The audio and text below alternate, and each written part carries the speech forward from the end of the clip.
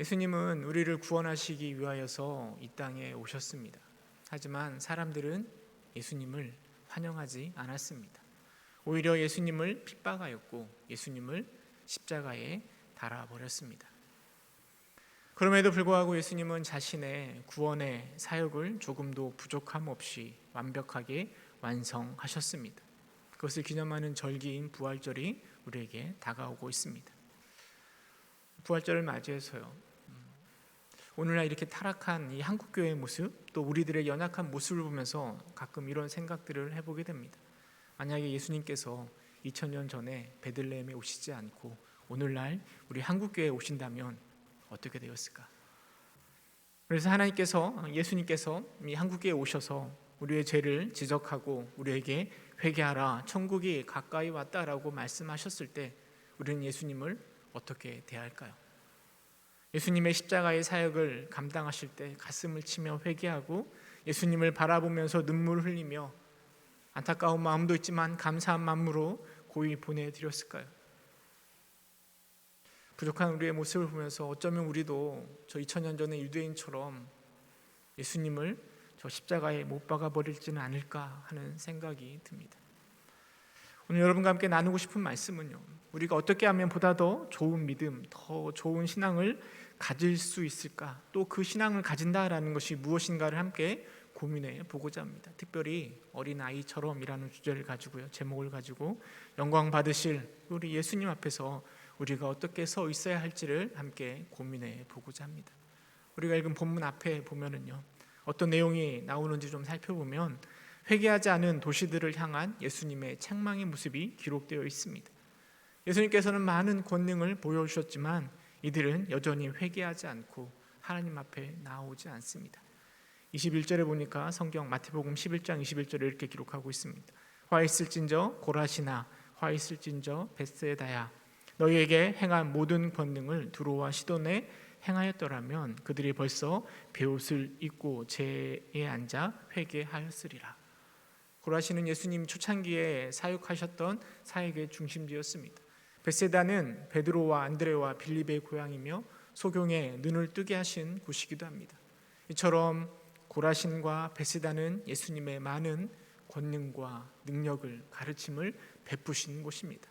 반면에 두로와 시도는 물론 예수님이 그것도 방문하시긴 하셨지만요, 구약에 보면 그 두 도시는 하나님의 심판 선고를 받은 사악한 이방 도시로 기록되어 있습니다. 예수님께서 두로와 시돈을 언급하시는 것은 벳세다와 고라신의 이 완악함을 강조하기 위해서 언급하시는 것입니다.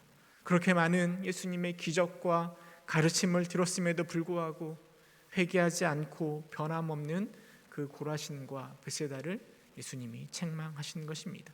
그리고 그때에 믿어야 할 사람들이 제대로 믿지 않고 있었던 그때에 예수님께서 오늘 우리가 읽었던 본문의 말씀을 하시는데요, 우리 11장 25절 말씀 함께 읽어보도록 하겠습니다. 25절 시작.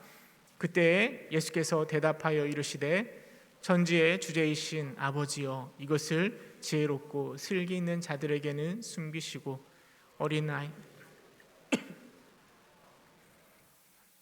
예수님께서는 슬기롭고 지혜롭고 슬기 있는 자들과 어린아이들을 구분하여서 말씀하십니다.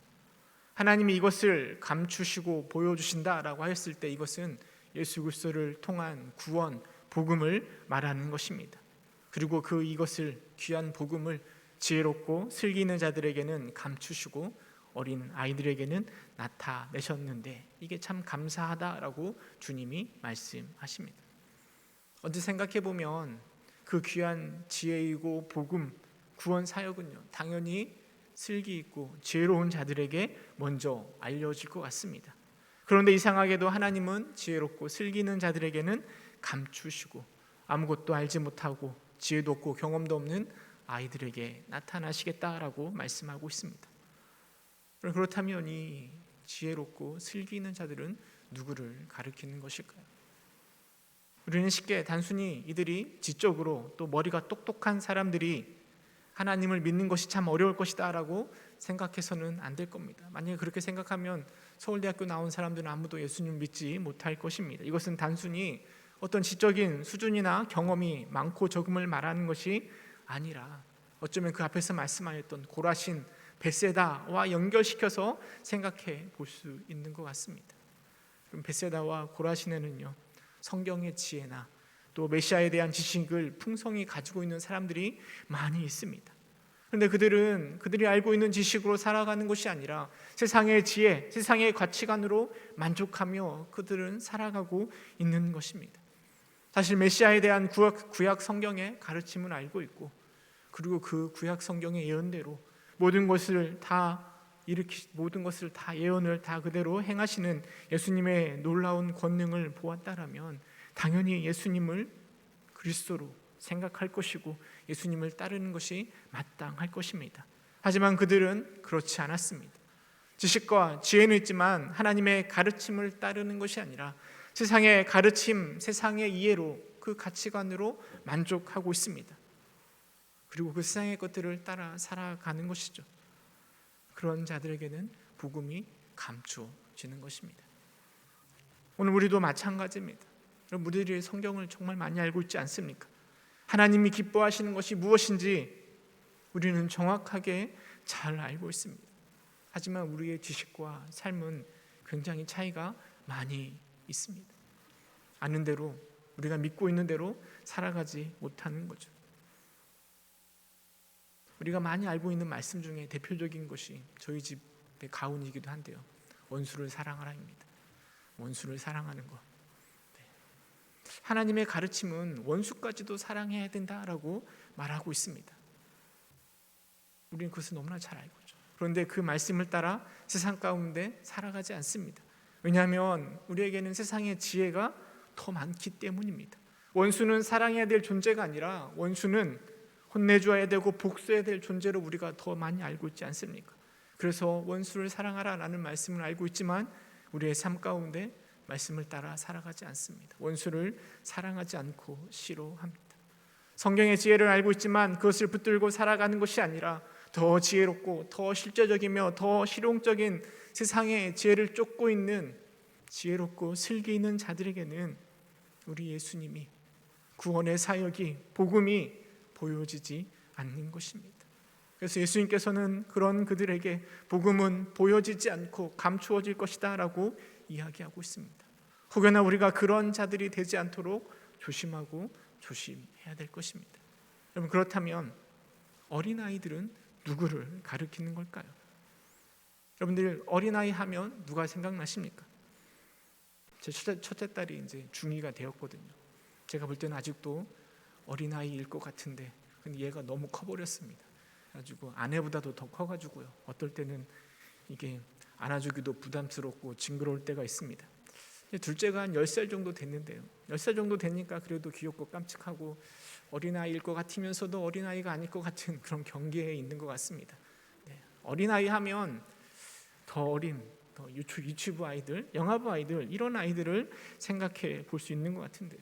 근데 하나님께서 보여주시겠다고 말씀하신 어린 아이들을요, 단순히 육체적으로, 정신적으로, 지적으로 이 어린 아이들이라고 생각해서는 안 될 겁니다. 그럼 우리는 하나님을 알 수가 없잖아요. 우리 이미 다 커버렸는데. 근데 우리에게도 하나님은 보여주실 것입니다.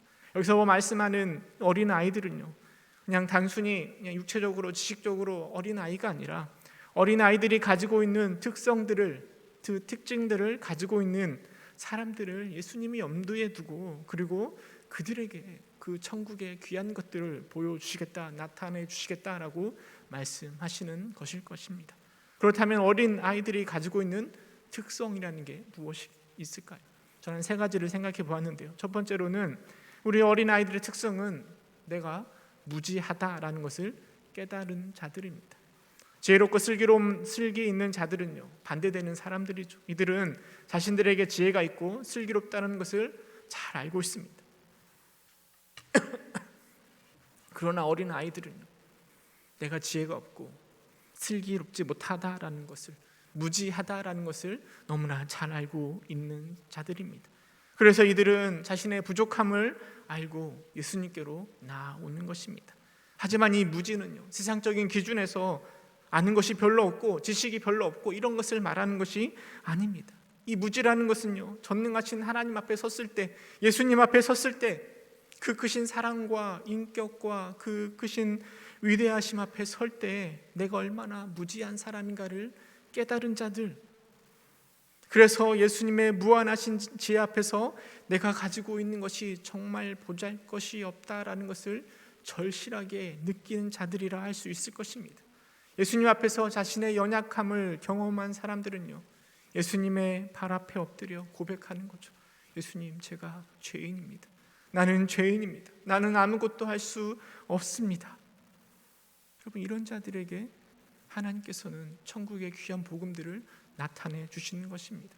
하지만 지혜롭고 슬기로운 자들, 무엇인지 좀 알고 또 배우고 있다라고 생각하는 자들에게는 예수님 앞에서조차 그런 겸손함이 없습니다. 그들은 예수님에 대해서, 복음에 대해서 무관심합니다. 그런 자들에게는 복음이 보여지지 않는 것이죠. 또 다른 어린 아이들의 특성은 흡수성이라고 생각되어집니다. 백지와 같다라는 거죠. 이들에게는 이미 굳어져 있는 삶의 패턴이나 생활 양식이 없습니다. 그래서 무엇이든지 흡수할 수 있는 것이죠. 제가 결혼하고 나서 아내에게 매일매일 혼나는 게 있습니다. 음식을 할 때 환풍기를 틀고 창문을 열으라고 그렇게 말하는데요, 제가 이게 잘 안 되더라고요. 오늘도 혼났습니다. 기름진 그릇을 먹고 나서 이렇게 포개면 안 된대요. 이렇게 따로 둬야 된대요. 근데 저는 아무리 해보려고 해도 그게 잘 안 됩니다. 왜냐하면 제 삶의 패턴이 수십 년간 다르게 생활을 하다가 그것을 바꾸려니까 참 어려운 것 같습니다. 근데 어린 아이들은요, 이미 결정되어 있는 삶의 패턴이나 고착화된 생각들이 없어서요, 들은 대로, 예수님에게 들은 대로, 배운 대로 그대로 흡수하고 행하게 되는 것입니다. 그런데 지혜롭고 슬기 있는 자들은요, 그것이 어렵죠. 자신들의 삶의 방식이 이미 결정되어 있기 때문에 새로운 예수님의 삶의 방식을 따라가는 게 쉽지 않습니다. 그래서 어린 아이들처럼 쉽게 흡수할 수 있는 자들에게 하나님께서는 그 귀한 천국의 복음들을 보여주시는 거죠. 세 번째로 생각해 볼 수 있는 아이들의 특성은 의존성이라 생각할 수 있습니다. 스스로 할 수 있는 것이 없는 아이들은 절대적으로 부모를 의지하게 됩니다. 부모가 아니어도 자신을 보살펴줄 누군가를 필요로 합니다. 그렇지 않으면 아이들은 생존해 갈 수가 없는 거죠. 하지만 조금만 크게 되면 이제는 독립하려고 합니다. 우리 이제 큰 딸아이가 그렇죠. 중2가 되었는데요, 늘 엄마랑 싸우는 거죠. 혼나는 게 아니라 이제 엄마와 막 대들면서 화를 내면서 막 싸우는 거죠. 생각해보면 이제는 다 컸다 그런 것 아니겠습니까? 혼자 밥을 먹을 수도 있고 혼자 학교 갈 수도 있고 다 독립할 수 있다라고 생각하기 때문에 이제는 부딪히는 거죠. 스스로 무엇인가를 할 줄 아는 지혜롭고 슬기로운 자들은 하나님의 도움이 더 이상 필요치 않습니다. 얼마든지 스스로 할 수 있기 때문입니다. 신앙적인 면에서 생각해보면 내가 열심히 살아보면, 좀 더 노력해보면 구원을 받을 수 있을 것처럼 생각하는 것입니다. 하지만 우리 중에 우리 스스로를 구원할 수 있는 자는 아무도 없습니다. 우리에겐 절대적으로 구원자가 필요합니다. 그런데 혼자서 헤어나오려고 할 때 우리는 더 깊은 수렁에 빠질 수밖에 없는 것입니다. 의존성을 가진 어린 아이들은요, 복음의 내용을 들었을 때 더 쉽게 예수님에게 나를 맡겨버리는 것입니다. 그런 자들에게는 천국이 나타나는 것이죠. 하지만 독립적인 자들, 지혜롭고 슬기롭지만 내 스스로 무엇을 할 수 있다라고 생각하는 자들은 예수님을 의지하기보다는 스스로 해결하려고 하다 보니까 저 천국이 복음이 보이지 않는 것입니다. 그래서인지 몰라도 마태복음에 보면 예수님께서 이렇게 말씀하십니다. 마태복음 18장 3절 말씀 함께 읽어보도록 하겠습니다. 시작. 이르시되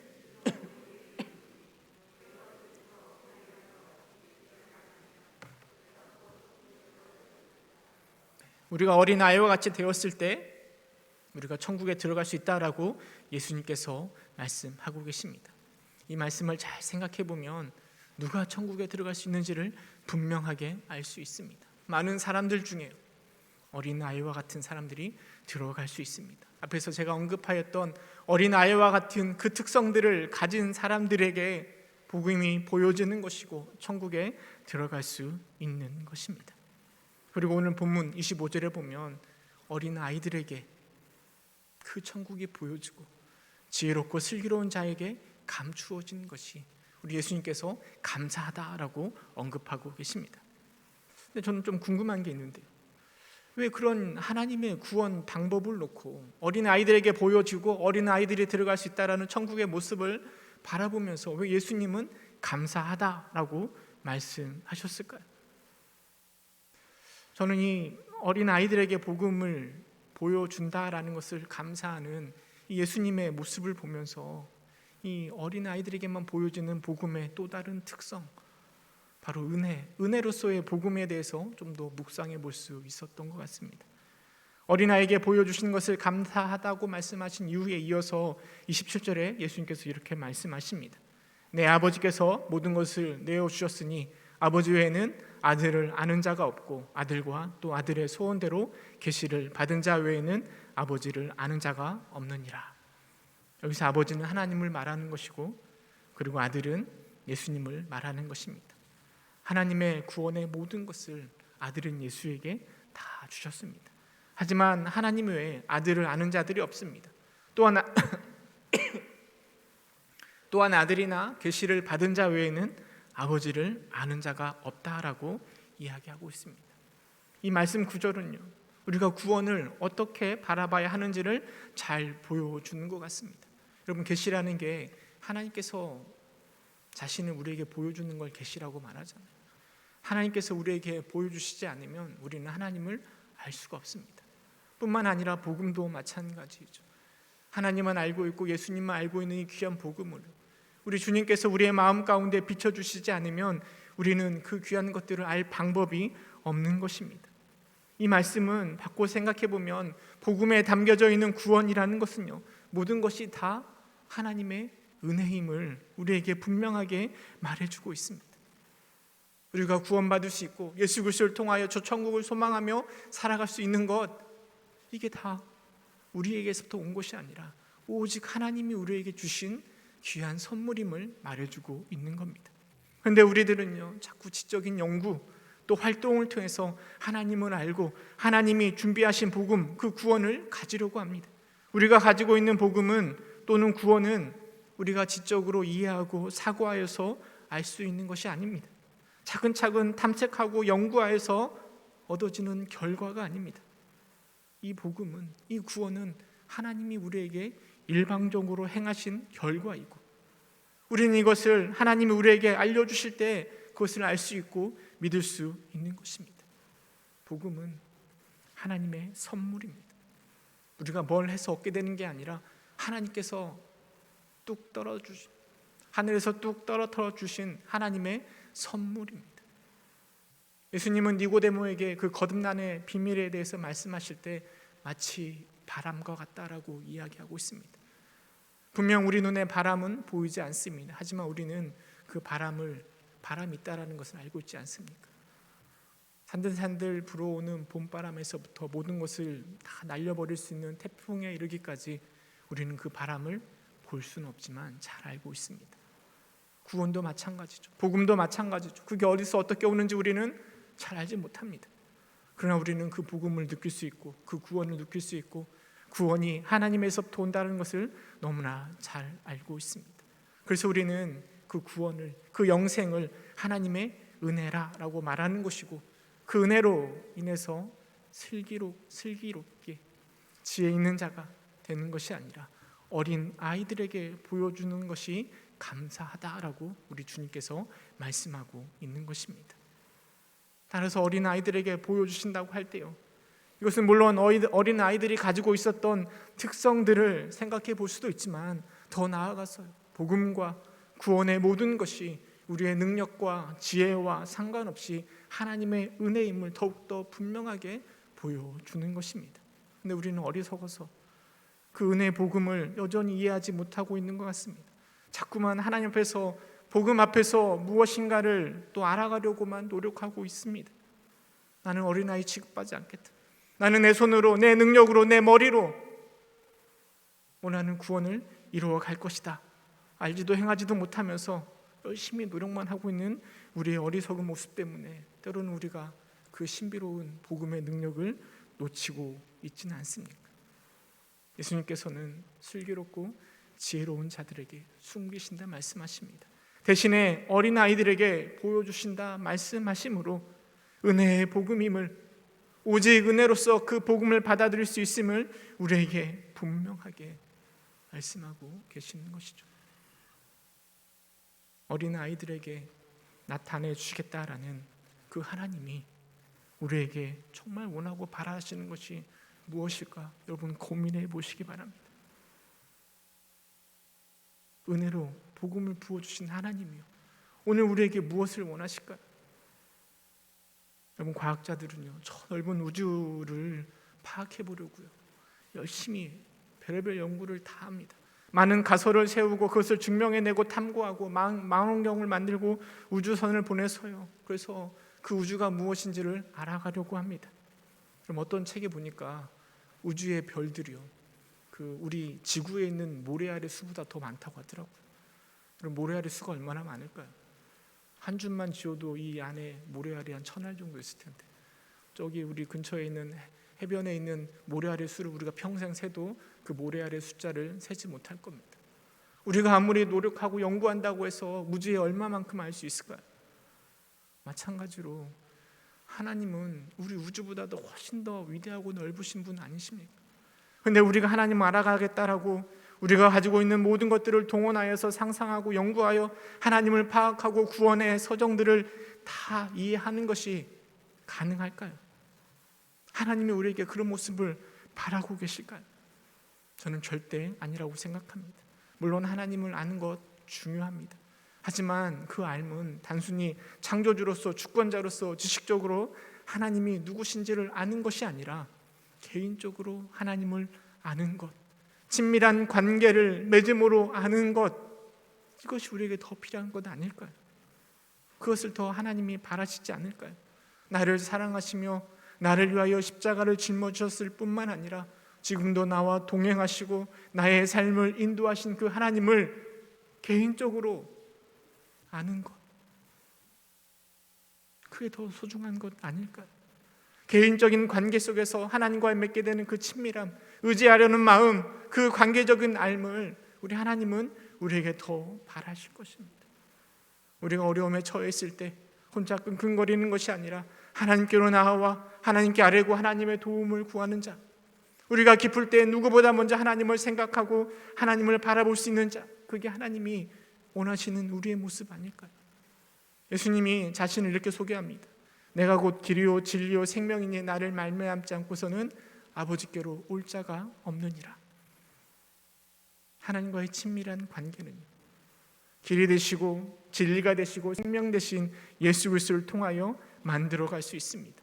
예수 그리스도를 통하여 우리는 하나님께로 더 가까이 나아갈 수 있고 친밀해질 수 있습니다. 그렇다면 사순절을 지내고 있고 고난주간 부활절에 하나님이 우리에게 바라고 원하시는 것은 어떤 일을 행하거나 어떤 지식을 쌓는 것이 아니라 어린아이처럼 어린아이의 모습으로 우리 예수 그리스도를 바라보는 것이고 은혜의 구원 그리고 그 기쁨을 만끽하는 것이고 그것들을 통하여서 하나님과 더 친밀한 관계를 형성하는 것, 이게 우리 하나님께서 오늘 우리에게 원하시는 것 아닐까요?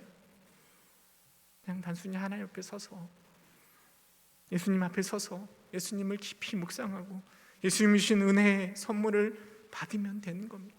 그 기쁨을 누리면 되는 것입니다.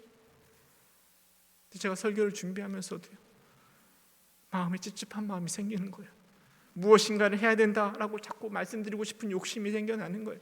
그냥 누르시면 됩니다. 여기서 끝나는 게 아니라 어린아이가 가지고 있었던 특성이라도 특징이라도 우리가 가지려고 노력해야 됩니다라고 말하고 싶은 욕심들이 막 제 안에 막 생각이 나는 겁니다. 이런 것들이 다 부질없는 것이라 생각되어집니다. 제가 자녀를 기르면서요, 여러분 우리 자녀들이 사고를 많이 칩니다. 그래서 부모의 마음으로 속상한 마음이 들기도 하고 그래서 아이들을 혼내기도 합니다. 근데 이게 혼내고 나서 돌아서면 우리 아이들은 뭐가 좋은지 서로 장난치고 떠들고 웃고 있습니다. 그냥 속이 막 화가 나는데도. 근데 또 생각해보면 우리 아이들이 혼나고도 돌아서서 그렇게 떠들고 웃을 수 있는 건 아무것도 몰라서가 아니라 사랑하는 부모와 함께 있기 때문이라는 것을 알기 때문 아닐까요? 어린 아이들에게만 보여진다는 복음이 그런 것입니다. 복음은 은혜입니다. 우리는 그 은혜를 누리면 됩니다. 마치 어린 아이들이요, 부모 밑에서 걱정이나 근심이나 수고 없이, 노력 없이 그냥 놀고 즐기는 것처럼 우리는 예수 그리스도 안에서 마음껏 누리면 되는 것입니다. 신앙생활을 오래 하면서 신앙이 많은 것들이 부담으로 다가오고 있지는 않습니까? 모든 것이 다 부족해 보이지는 않습니까? 하지만 날 위해 모든 걸 이루어 놓으신 예수님의 은혜 앞에서 어린아이처럼 그 은혜를 마음껏 누리시기를 간절히 소망합니다. 부족한 것 바라보지 말고요, 베푸신 은혜를 기뻐하면서 찬양하면서 우리 사순절을 보내고 고난주간을 보내고 부활절을 보낼 수 있는 여러분 될 수 있기를 주님의 이름으로 축원합니다. 함께 기도하겠습니다. 은혜가 풍성하신 하나님,